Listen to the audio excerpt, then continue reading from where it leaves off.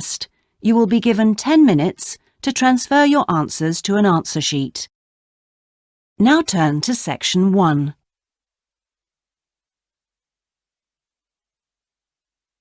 Section 1.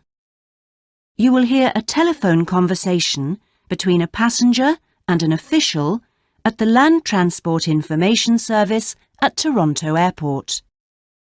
First, you have some time to look at questions 1 to 5.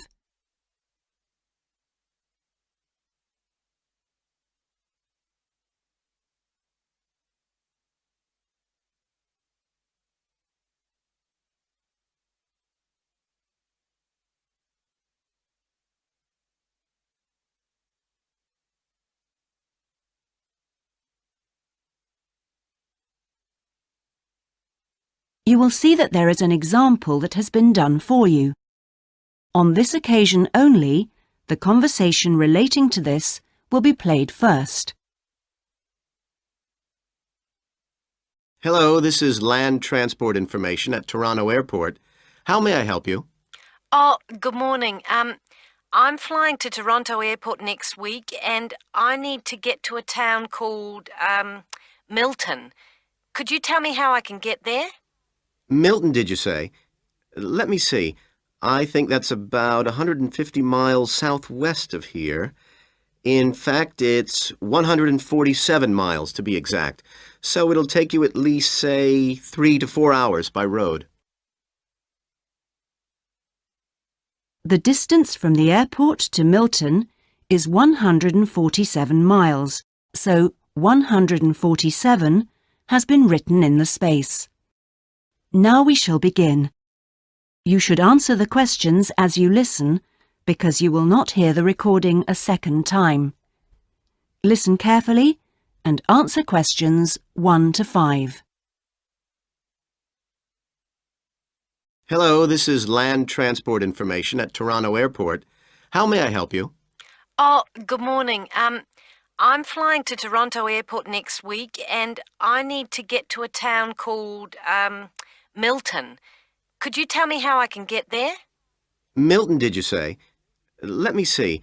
I think that's about 150 miles southwest of here.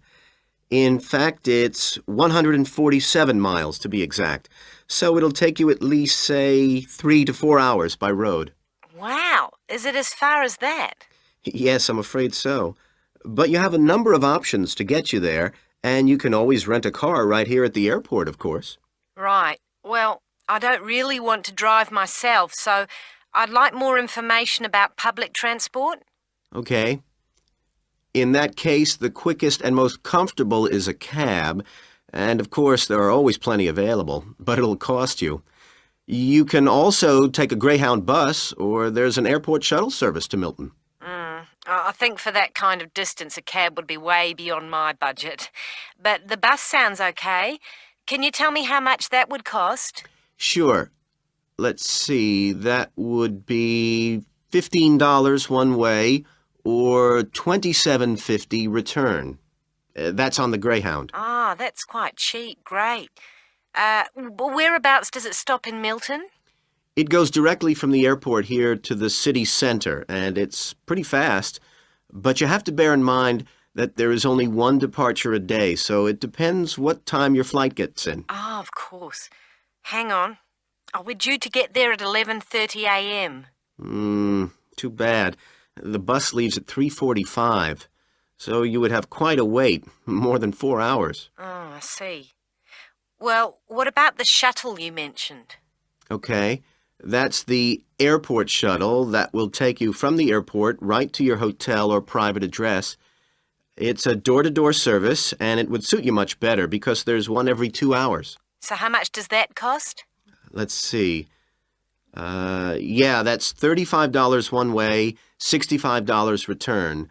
So I guess it's a bit more expensive than the Greyhound. Oh, that doesn't sound too bad, especially if it'll take me straight to the hotel. But you do need to reserve a seat. Okay. Is it possible to make a booking right now, through you? Sure. Before you hear the rest of the conversation, you have some time to look at questions 6 to 10.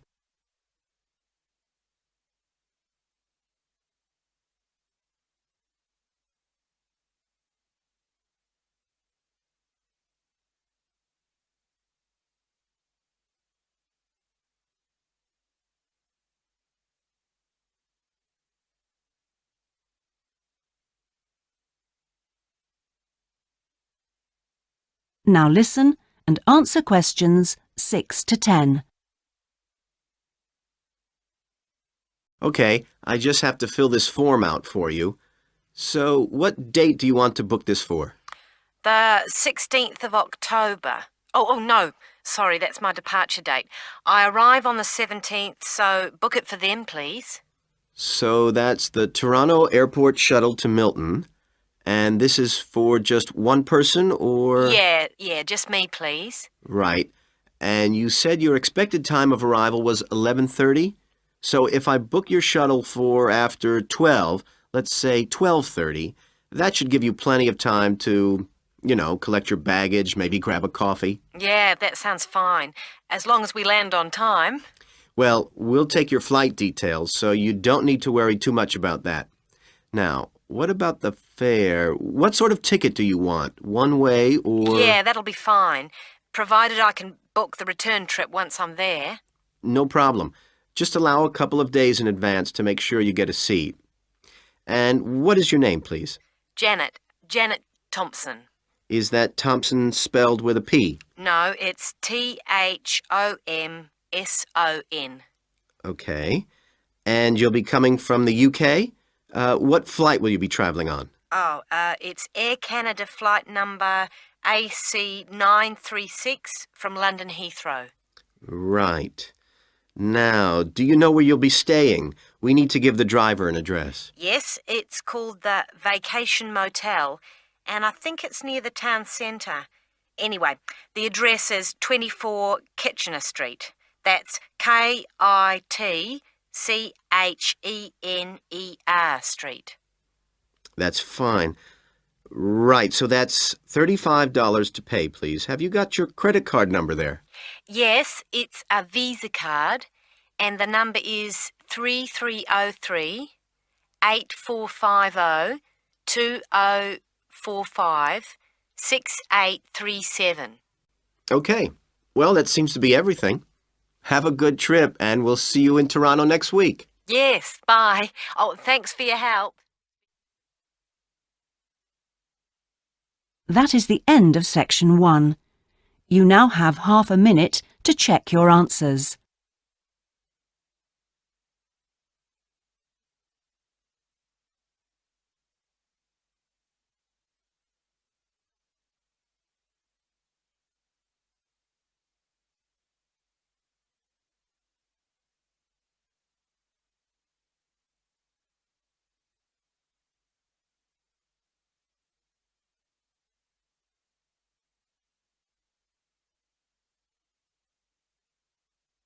Now turn to section 2.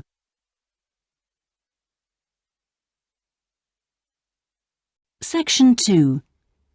You will hear a representative from a holiday company called PS Camping giving a talk about the holidays the company organises. First, you have some time to look at questions 11 to 16.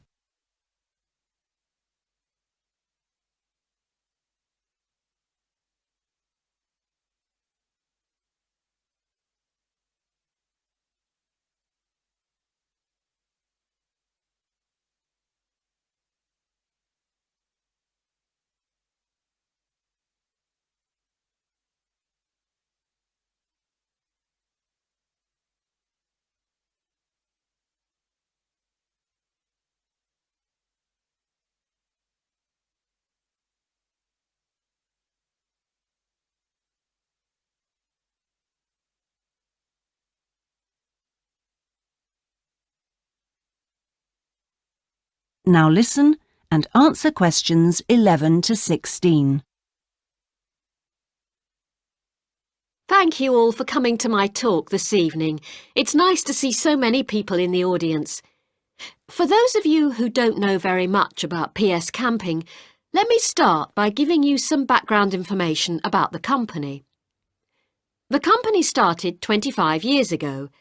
It actually opened as a retail chain selling camping equipment, and then, 20 years ago, it bought a small number of campsites in the UK and began offering camping holidays. The company grew rapidly and has been providing holidays in continental Europe for the last 15 years. If you book a camping holiday with us, you'll have a choice of over 300 sites. In Italy, we now have some 64 sites that we either own or have exclusive use of. France is where we have the majority of sites, and we currently have a project to expand into Switzerland. We also have a number of sites in northern Spain, particularly in the mountainous region of Picos de Europa. We've upgraded all these Spanish sites and improved them considerably from their original 3-star rating. We believe our holidays offer superb facilities for the whole family.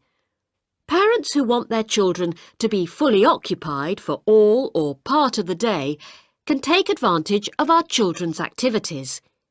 These are organised by our well-qualified and enthusiastic staff. Each day kicks off with a sports match, perhaps football or volleyball, followed by an hour of drama for everyone. This may include singing or dancing, mime or other activities. In the afternoon, there's a different art activity for each day of the week, including a poster competition or model making. What's more, our sites are truly child-friendly, and with this in mind, we operate a no-noise rule in the evenings.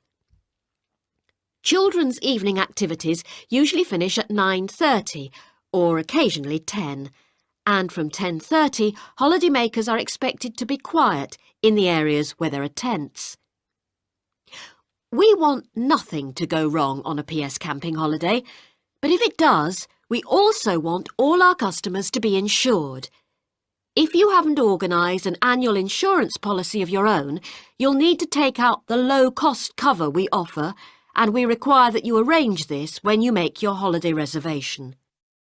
There are many advantages to choosing PS Camping and to recommending it to others. As a regular customer, you'll be kept informed of special offers, and your friends can benefit from 10% off their holiday, or book a luxury tent for the price of a standard one. In return, we'll send you a thank you present, which you can choose from a list of high-quality items. Before you hear the rest of the talk, you have some time to look at questions 17 to 20.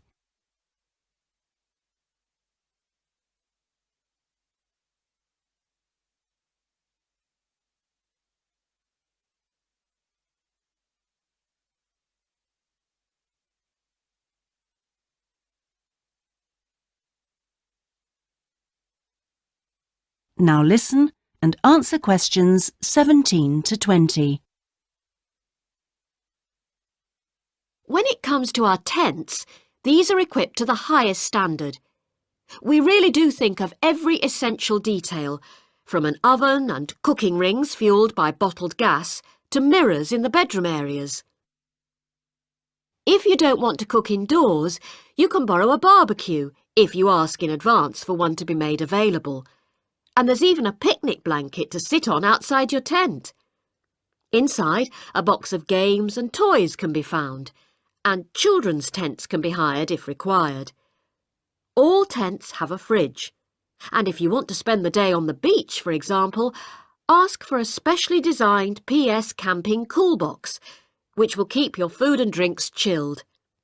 There are excellent washing facilities at all our sites, with washing machines and clothes lines in the central areas, along with mops and buckets in case your tent needs cleaning during your stay. All sites have a cafe and or a shop for those who'd rather eat in than dine at a local restaurant. That is the end of section 2. You now have half a minute to check your answers.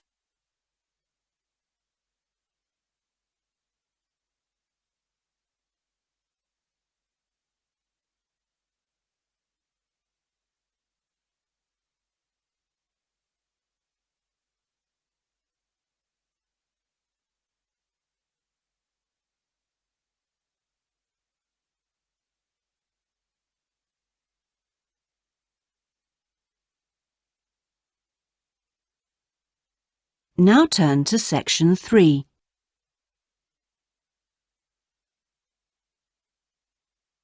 Section 3.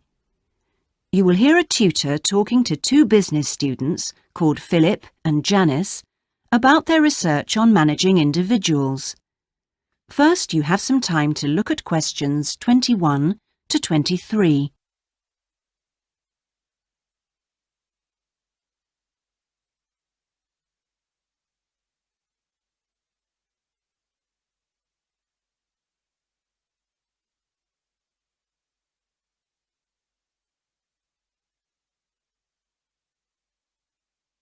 Now listen carefully and answer questions 21 to 23. Well, you've both been looking at different styles of managing individuals in companies and the workplace. How's the research going, Philip? Well, I've been looking at why individualism, individual differences, are such an important area of management studies. When you think about any organisation, be it a family business or a multinational company, they're all fundamentally a group of people working together. But it's what these individuals contribute to their places of work that makes you realise how important they are. Of course, they bring different ideas, but it's also their attitudes and their experiences of learning. Diversity is important in these areas too. So why do people behave so differently from one another at work?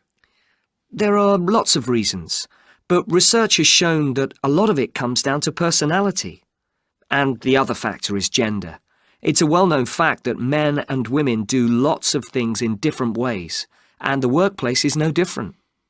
Did you look at the effects of this variation on companies? Yes, I did.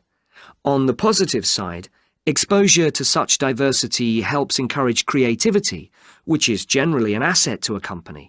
But unfortunately, individual differences are also the root of conflict between staff, and they can lead to difficulties for management, which can sometimes be serious. Before you hear the rest of the conversation, you have some time to look at questions 24 to 30.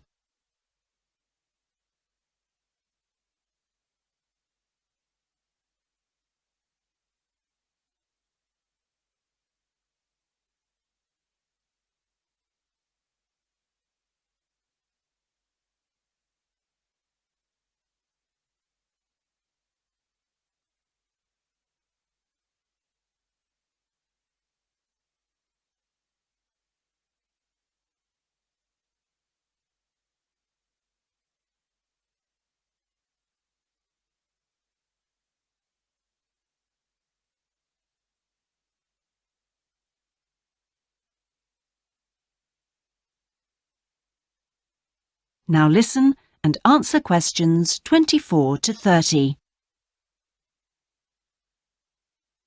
Thanks, Philip.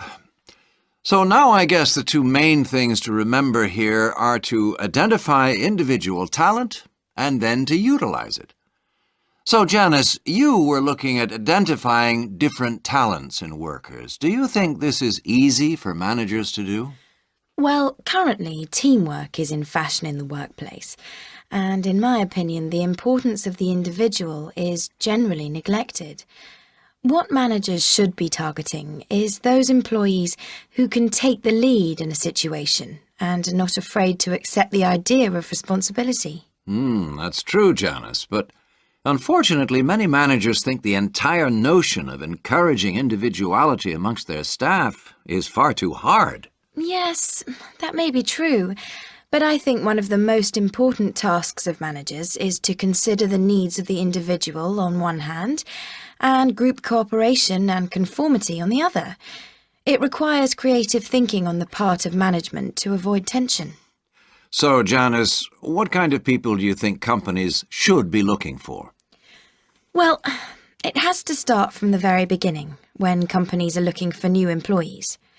When the personnel department is choosing between applicants, they need to look for someone who's broken the mould and can think for themselves. Instead, people making these decisions often use a range of psychological tests to see if a person is a problem solver or will do as they're told. I'm not convinced these qualities are actually the most important. So do you think being a good team player is overrated? No, it's not overrated. You do need to learn the rules and learn them fast. No individual can get around this if you're working in an organisation. So how should managers deal with this? Rewards. When an individual demonstrates the behaviour the organisation expects, some kind of incentive can be given. What's important here is that this happens right at the beginning, so new recruits learn the rules of the system immediately. Also, the incentive should be something the individual actually wants, and this isn't always just money. To come back to you, Philip, you were saying that recognition of good performers is essential. Now, what else should managers be looking for? Well, managing people means you not only have an understanding of your employees, but you also recognise the culture of the organisation.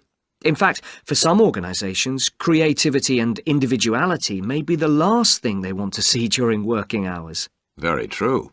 Yes, but managing people isn't as easy as it looks. For example, change in the workplace can be quite tricky, especially if there's a need to increase profit. And at times like these, managers may have to give priority to profit rather than individual staff needs. Yes, and that creates difficult situations for people. Yes, but what's important is that managers are able to deal with quite high levels of personal stress.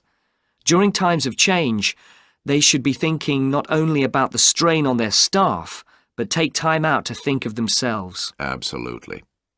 So, what are the implications of that? That is the end of section 3. You now have half a minute to check your answers.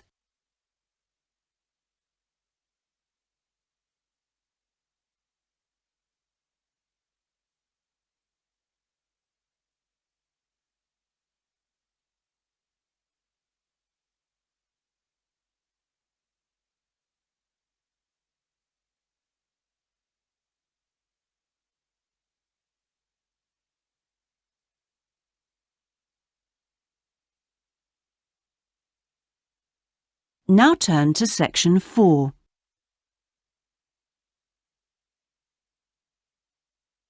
Section 4.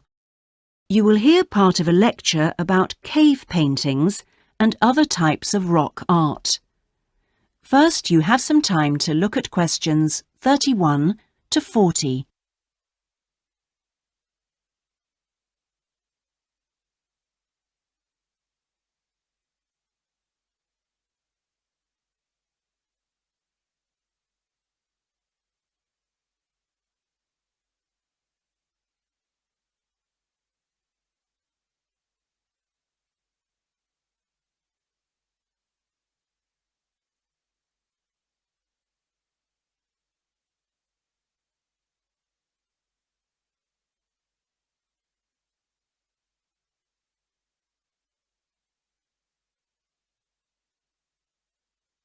Now listen carefully and answer questions 31 to 40. Good afternoon, everyone.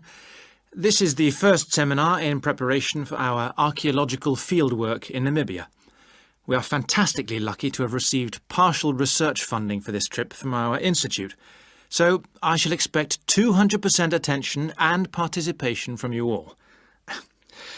First, in this seminar, I'm going to give a brief introduction to contemporary research on rock art, and in the second part, I'm going to give you some do's and don'ts for our fieldwork trip in April, so please listen very carefully. I'm first going to focus on the interpretation of rock art in Namibia.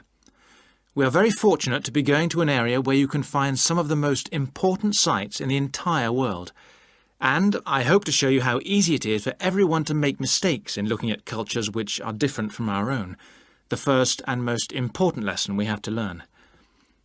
In Namibia, there are both paintings and engravings.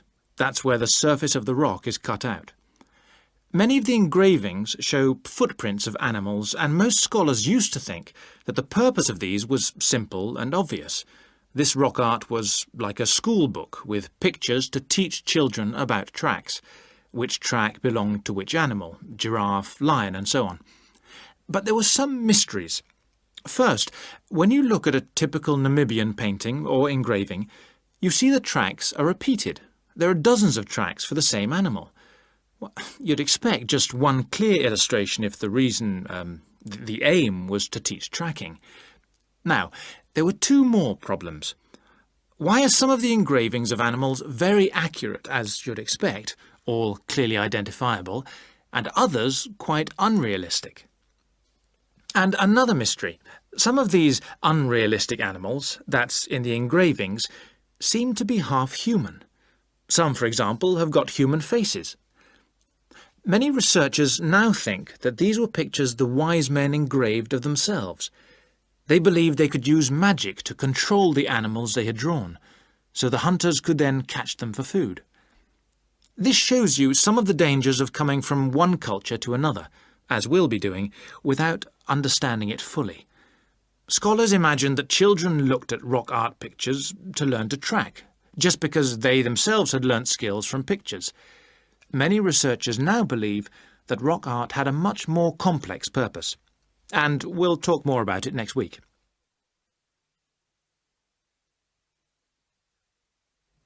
Now, before I invite you to join in a discussion in this second part of the seminar, I'd like to make some very important points about our fieldwork, and in fact any field trip to look at rock art. We're going to a number of sites, and we won't always be together. The single largest problem faced by people who manage the sites is, yes, I'm sure you've guessed, damage caused by visitors, even though it's usually unintentional. Whenever you do go to a site, don't forget you can learn many things from observing at a distance, instead of walking all over it. This can really help to reduce visitor pressure.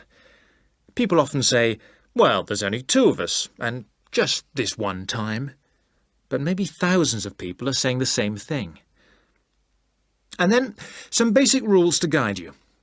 We'll have our own camp near a village, but remember never to camp on a site if you go on your own.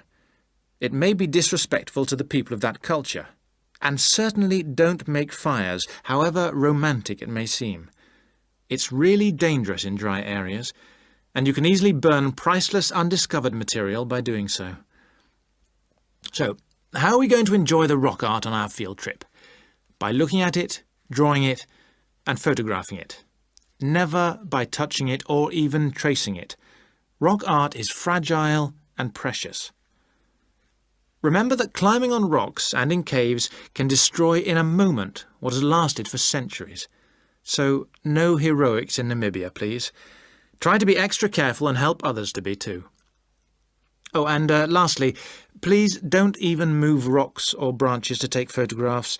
You should leave the site intact. I'm sure I can rely on you to do that. Well, that's about all I want to say before today's first discussion. But if you have any questions, please ask them now. Oh, and don't forget you'll find some fascinating information about worldwide sites on the internet. Right, first question then. That is the end of section 4. You now have half a minute to check your answers.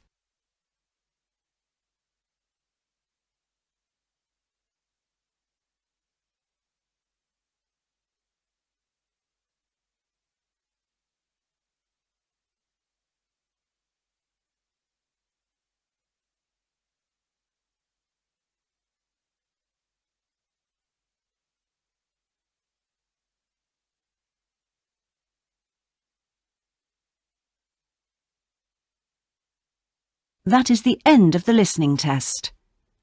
In the IELTS test, you would now have 10 minutes to transfer your answers to the listening answer sheet.